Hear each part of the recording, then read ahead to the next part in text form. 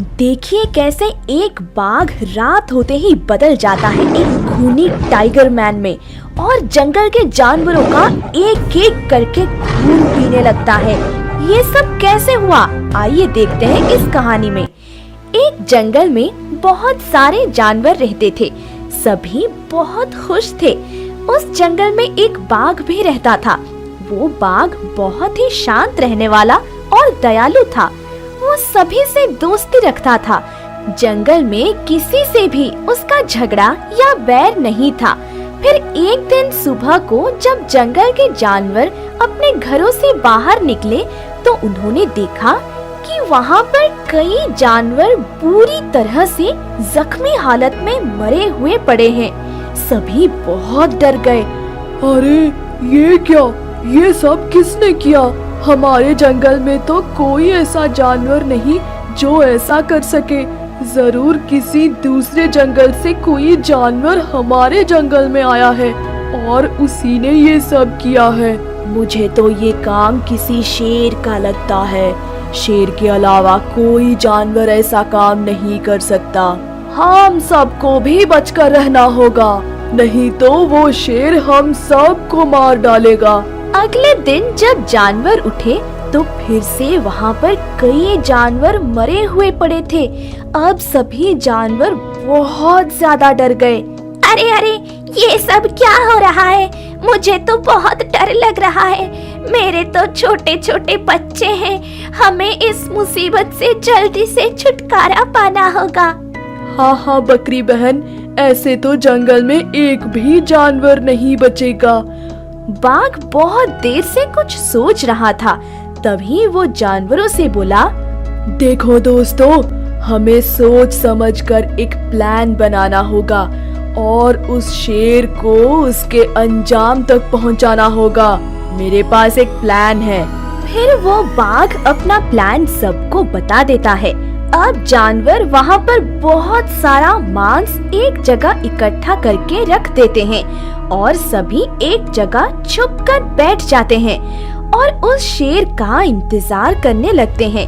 कुछ देर बाद ही शेर वहाँ पर घूमता हुआ आता है और जब वो इतना सारा मांस देखता है तो वो खुश हो जाता है। अरे वाह, आज तो मजा ही आ गया। आज तो बिना शिकार किए मुझे इतना सारा भोजन मिल गया।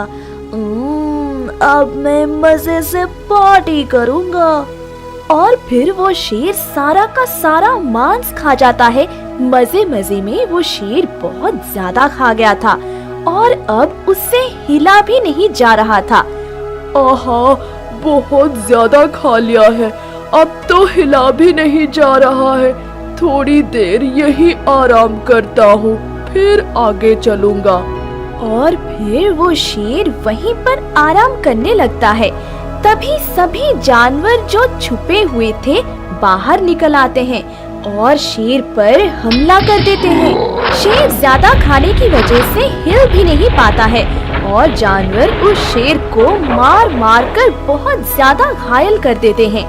सबने समझ लिया था कि अब ये शेर नहीं बचेगा और सभी वहाँ से अपने अपने घरों की ओर निकल गए। बाघ वहीं पर खड़ा था। शेर मुश्किल से बाघ से बोलता है, तुम क्या समझ रहे हो कि मुझे मारकर तुम सब बच जाओगे? अब से मैं आत्मा बनकर जंगल के जानवरों का खून पीऊंगा और तुम कुछ नहीं कर पाओगे। ये कहकर शेर मर जाता है। ये सब बातें एक चील भी पेड़ के ऊपर बैठा सुन रहा था। रात होती है और बाघ अपनी गुफा में सो रहा होता है। तभी वहाँ पर उस शेर की आत्मा आती है और बाघ के शरीर में प्रवेश कर जाती है और देखते ही देखते वो बाघ एक शैतान मानव बाघ में बदल जाता है और फिर वो जंगल में घूम घूम कर जंगल के जानवरों का खून पीने लगता है और एक एक कर वो कई सारे जानवरों का खून पी जाता है।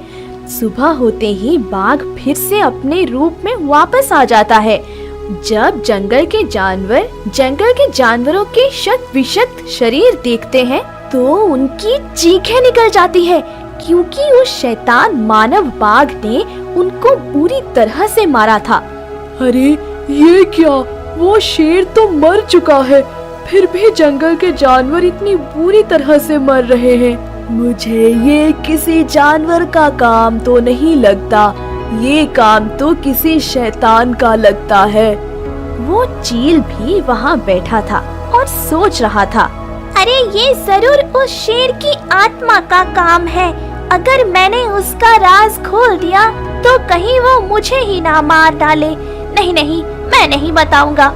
रात होती है और फिर से शेर की आत्मा बाघ के शरीर में प्रवेश करती है और शैतान बाघ मानव का रूप धर लेती है और फिर वो जंगल में जहाँ भी जानवर मिलता है उसका खून पी जाती है। सुबह होते ही बाघ फिर से पहले जैसा हो जाता है। जब जंगल के जानवर फिर से इतने सारे जानवरों को मरा हुआ पाते हैं तो वो सब उस जंगल को छोड़कर जाने लगते हैं। अब चील से रहा नहीं जाता।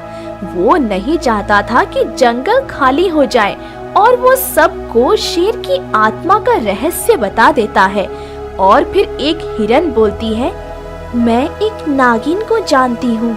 उस नागिन के पास रहस्यमयी शक्तियाँ हैं, वही हमारी मदद कर सकती है। अब सभी जानवर उस नागिन के पास जाते हैं और पूरी बात नागिन को बता देते हैं। मैं सब समझ गई। रात होने पर जब वो आत्मा बाघ के शरीर में आएगी तो मैं उसे अलग कर दूंगी। शरीर से असमय अलग होते ही उस आत्मा को मुक्ति मिल जाएगी। फिर रात होती है तो शेर की आत्मा फिर से बाघ के शरीर में आती है और जैसे ही वो शैतान बाघ मानव में बदलती है वैसे ही नागिन अपनी शक्ति से उस आत्मा को बाघ के शरीर से बाहर खींच लेती